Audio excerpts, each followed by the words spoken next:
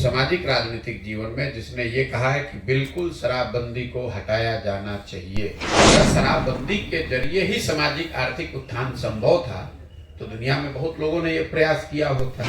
कम से कम नीतीश कुमार या उनके चाटुकार नेताओं अफसरों का ये दावा है। उन्होंने शराबबंदी को सामाजिक प्रयास के तौर पर बताया है। तो सबसे ज्यादा प्रताड़ित महिलाएं होती है, क्योंकि पुरुष तो पकड़। यदि आपकी सत्ता हुई तो क्या शराबबंदी पर आपका क्या रहेगा?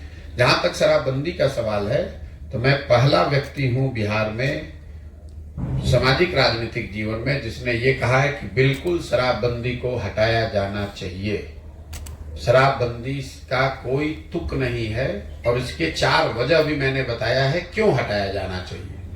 पहला, शराबबंदी के जरिए दुनिया में कोई ऐसा प्रमाण नहीं है कि शराबबंदी के जरिए किसी समाज का, राज्य का, देश का भला हुआ हो, आर्थिक या सामाजिक। अगर दुनिया में लोगों, इतने बड़े बड़े देश हैं, इतने बड़े राज्य हैं, इतने विद्वान समझदार लोग हैं, अगर शराबबंदी के जरिए ही सामाजिक आर्थिक उत्थान संभव था तो दुनिया में बहुत लोगों ने यह प्रयास किया होता। ऐसा कोई प्रमाण दुनिया में है नहीं। दूसरा, कुछ लोग ये बताते हैं कि ये गांधी जी के विचार से प्रेरित है, इसलिए शराबबंदी लागू किया गया है। कम से कम नीतीश कुमार या उनके चाटुकार नेताओं अफसरों का ये दावा है। तो मैं इस बात को भी लेकर मैं पहले दिन से कह रहा हूं कि जो भी गांधी को पढ़ने समझने का दावा करता है उनको ये खुली चुनौती है कि मुझे गांधी जी का वो वाक्य लिखा हुआ या बोला हुआ दिखा दे जहां गांधी जी ने ये कहा है कि शराबबंदी शराबबंदी करने के लिए कानून बनाया जाए। गांधी जी ने शराबबंदी की बात नहीं कही है। उन्होंने शराबबंदी को सामाजिक प्रयास के तौर पर बताया है कि शराब पीना बुरी बात है, शराब न पिए लोग, इसके लिए सामाजिक स्तर पर प्रयास होना चाहिए। उन्होंने ये नहीं कहा कि देश में कानून बनाकर शराब पीने वाले को जेल में डाल दिया जाए, इस काम को अवैध घोषित कर दिया जाए। इसका उदाहरण एक आप ऐसे समझिए, गांधी जी ने कहा कि वेजिटेरियन होना, शाकाहारी होना अच्छी बात है, और कोई आकर ये कानून बना दे कि जो भी शाकाहारी नहीं है उस सबको जेल में डाल दिया जाएगा। ये तो गांधी जी ने कहा है, गांधी जी ने ये नहीं कहा है। उन्होंने इसको एक सामाजिक वर्चू के तौर पर बताया है कि शराब नहीं पीना चाहिए और उसके लिए समाज को प्रयास करना चाहिए। उन्होंने ये नहीं कहा है कि सरकार शराबबंदी के खिलाफ कानून बना दे। तो अगर, और ये मैंने चुनौती दी हुई है खुली, कि अगर किसी के पास गांधी जी का ये कहा हुआ नीतीश कुमार ये दिखा दें तो मैं उनकी बात को मान लूंगा।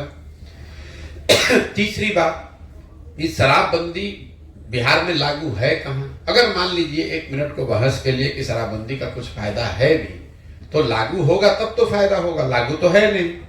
शराबबंदी के नाम पर बिहार में शराब की दुकानें बंद हो गई और होम डिलीवरी चालू हो गया। तो ये तो आप देखते हैं पूरी दुनिया में बहुत सारे सामान आप ऑनलाइन खरीदते हैं, अमेजोन से, फ्लिपकार्ट से, दुकान पर जाने की जरूरत नहीं है।